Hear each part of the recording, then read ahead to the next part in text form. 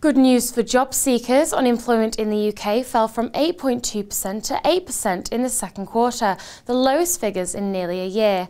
Today I'm speaking to Adeyinka, Senior Consultant at Robert Half Recruitment. Mr. Oka, in your experience, have you noticed a change in employment in the UK? Do you feel there are opportunities out there for the unemployed? Obviously, the number of opportunities in the market aren't as plentiful.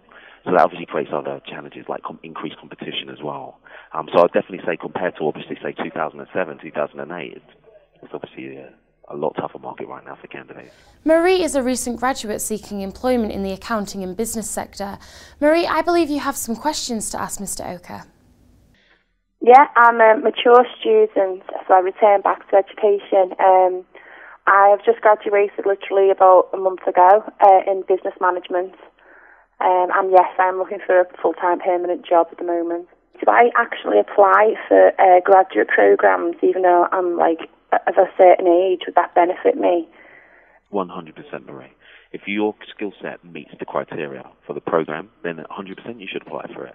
I feel that as a mature student, there's probably a number of different elements and skills that you can bring to the table.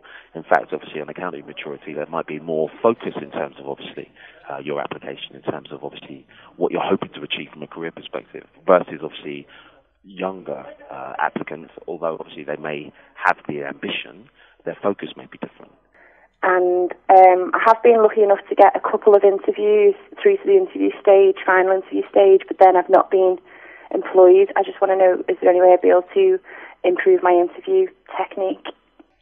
I think, first and foremost, it's good that you are getting obviously interviews in the respect that it is a very difficult market. You're always going to be up against, let's say, 4, 5, 6, 7, 8 people with a similar kind of skill set as you before you even invited to the interview. So I'll definitely pat yourself on the back for that. Just in terms of when you get to obviously the first round interviews, it sounds a little bit kind of obvious, and maybe even a touch condescending. That's not obviously why I'm going to say this, but all the answers are on any job description that you receive. But rather, what you need to do, the skill in an interview is showing where you've got the transferable skills.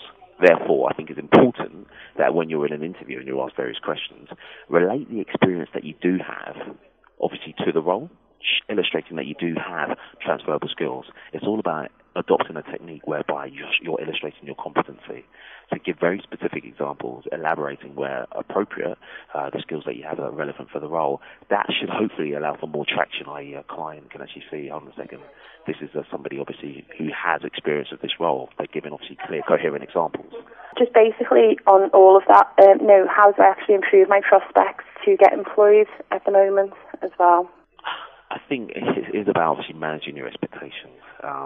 I think obviously as a recent graduate, obviously you have bright starry eyes and obviously you hope to obviously work for the best or the leader in a particular industry, which is fine. I think at this stage it's going to be more about experience. So rather than go for the the largest company, might be an idea for maybe go for a small and medium-sized enterprise, obviously within the same sector or industry, and then obviously build your experience from there.